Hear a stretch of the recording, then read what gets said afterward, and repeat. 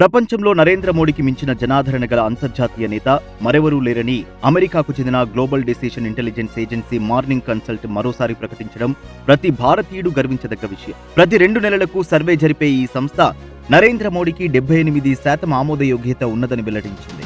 మోడీకి దరిదాపుల్లో మరే దేశనేత కనపడకపోగా మెక్సికో, అర్జెంటీనా అధ్యక్షుల జనాదరణ 65% లోపే ఉన్నది.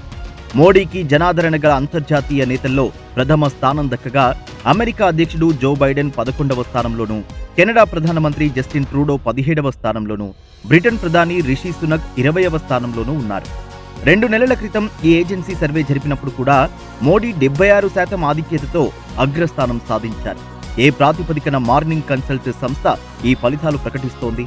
ఆధునిక దేశాల్లో నేతలు వివేకవంతంగా, వేగంగా, మెరుగైన విధంగా నిర్ణయాలు తీసుకోవడం ప్రాతిపదికగా ఈ సంస్థ నేతల పనితీరును బేరీజు వేస్తుంది. ఆర్టిఫిషియల్ ఇంటెలిజెన్స్ వంటి ఆధునిక కొలమానాలు, హై ఫ్రీక్వెన్సీ డాటాను జోడించి ఏ దేశ నాయకుడు మెరుగైన, వేగవంతమైన నిర్ణయాలు తీసుకుంటున్నారని అక్కడి ప్రజలు భావిస్తున్నారో సమాచారం సేకరిస్తుంది.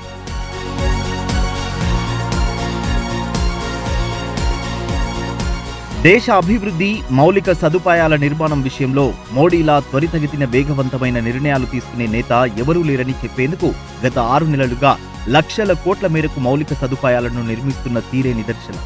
సోమవారం ఒక్కరోజే ఆయన దేశంలో 41,000 కోట్ల విలువైన 2,000 రైల్వే మౌలిక సదుపాయాల ప్రాజెక్టులను జాతికి అంకితం చేశారు. అంతకు ఒక్కరోజు ముందు వైద్య, రహదారి, రైల్వే, ఇంధన, పెట్రోలియం, సహజ వాయువు, పర్యాటక రంగాలకు చెందిన 48,100 కోట్ల మేరకు అభివృద్ధి ప్రాజెక్టులను ఆయన జాతికి అంకితం చేశారు. ఇందులో మంగళగిరిలో ఎయిమ్స్తో పాటు 5 ఎయిమ్స్లు ఉన్నాయి. విశాఖపట్నంలో ఐఐఎం, తిరుపతిలో ఐఐటి, కర్నూలులో IIITDM కూడా మోడీ ప్రారంభించిన ఉన్నత విద్యా సంస్థల్లో ఉన్నాయి. అదే రోజు ద్వారకలో ఆయన 4,150 కోట్ల విలువైన ప్రాజెక్టులను ప్రారంభించారు. దేశంలో అతి పొడవైన ద్వారకా సేతును ప్రారంభించడమే కాక సముద్రంలో మునిగిపోయిన పురాతన ద్వారకా నగరిని సందర్శించేందుకు సముద్ర గర్భంలో మునిగి పూజలు జరపడం మోడీ సాహసానికి, భక్తి శ్రద్ధలకు నిదర్శనం. 73 సంవత్సరాల వయసులో ఆయన స్కూబా డైవింగ్ చేసి సముద్ర గర్భానికి చేరుకుని సుదీర్ఘ సమయం గడపడం చిన్న విషయం కాదు. నేను పురాతన ద్వారకా నగరిని సందర్శిస్తున్నప్పుడు నా కళ్ల ముందు 21వ శతాబ్దపు భవ్య భారతం కనపడింది. భారతదేశాన్ని వేగవంతంగా అభివృద్ధి చేయాలని నా సంకల్పం మరింత బలపడింది అని మోడీ అన్నారు. मैंने वो पल बिताए जो जीवन भर मेरे साथ रहने वाले. मैंने गहरे समुद्र के भीतर जाकर प्राचीन द्वारिका जी के दर्शन किए. आज जब मैं गहरे समुद्र के भीतर द्वारिका जी के दर्शन कर रहा था, मैं पुरातन वही भव्यता, वही दिव्यता मनोमन अनुभव कर रहा था. అలాంటి సంకల్పమున్నందువల్లే ఇవాళ ప్రపంచ వ్యాప్తంగా భారతీయులే కాదు, పలు దేశాధినేతలు మోడీపై ప్రశంసల వర్షం కురిపిస్తున్నారు. మోడీ అడిగితే చాలు ప్రపంచంలో ఏ దేశాధినేత కాదనలేడని చెప్పేందుకు అబుదాబిలో భారతీయుల కోసం మందిరం నిర్మించేందుకు ఆ దేశ అధ్యక్షుడు మహమ్మద్ బిన్ అల్ నహ్యాన్ అంగీకరించడం నిదర్శనం. 2010లో మోడీ యునైటెడ్ అరబ్ ఎమిరేట్స్ కు వెళ్లినప్పుడు అక్కడి భారతీయులకు ఆలయం నిర్మించాలనుకుంటున్నట్లు అభ్యర్థించినప్పుడు అందుకు తమ అధ్యక్షుడు ఆమోదముద్ర వేసేందుకు కేవలం 5 నిమిషాలు పట్టిందని ఆ దేశ దౌత్య సలహాదారు మహమ్మద్ గర్గాష్ ఇటీవల వెల్లడించారు. మోడీ అడగ్గానే ఒక భవ్య హిందూ మందిర నిర్మాణానికి అక్కడి ప్రభుత్వం భూమిని కేటాయించింది. ఇరు దేశాల మధ్య సంబంధాలు బలోపేతమయ్యేందుకు ఈ నిర్ణయం దోహదం చేసిందని ఆయన చెప్పారు. అబుదాబిలో 27 ఎకరాల స్థలంలో స్వామి నారాయణ సంస్థ నిర్మించిన అక్షరధామ్ మందిరం మధ్యప్రాచ్యంలోనే అతిపెద్ద మందిరం. అయోధ్యలో రామ మందిరాన్ని ప్రారంభించిన నెల రోజుల్లోపే 10 రోజుల క్రితం మోడీ ఈ మందిరాన్ని ప్రారంభించారు. మోడీ హయాంలో గతంలో ఎన్నడూ లేనంతగా యునైటెడ్ అరబ్ ఎమిరేట్స్ కు భారతదేశానికి మధ్య వ్యూహాత్మక, ఆర్థిక సంబంధాలు బలపడ్డాయని, స్వేచ్ఛా వర్తక ఒప్పందంపై సంతకాలు జరిగాయని మహమ్మద్ గర్గాష్ చెప్పారు. మార్నింగ్ కన్సల్ట్ వంటి అమెరికన్ సంస్థ మాత్రమే కాదు, చైనాలో ప్రభుత్వ నియంత్రణలో ఉన్న గ్లోబల్ టైమ్స్ కూడా తాజాగా మోడీ హయాంలో భారత్ ఆర్థిక వ్యూహాలు, దౌత్యపరమైన విజయాలను ప్రశంసించింది. భారత్ నెరేటివ్ అన్న శీర్షికతో ప్రచురించిన విశ్లేషణలో ప్రపంచంలో ఒక బలమైన శక్తిగా రూపొందే క్రమంలో మోడీ విదేశాంగ విధానాన్ని రూపొందించారని తెలిపింది.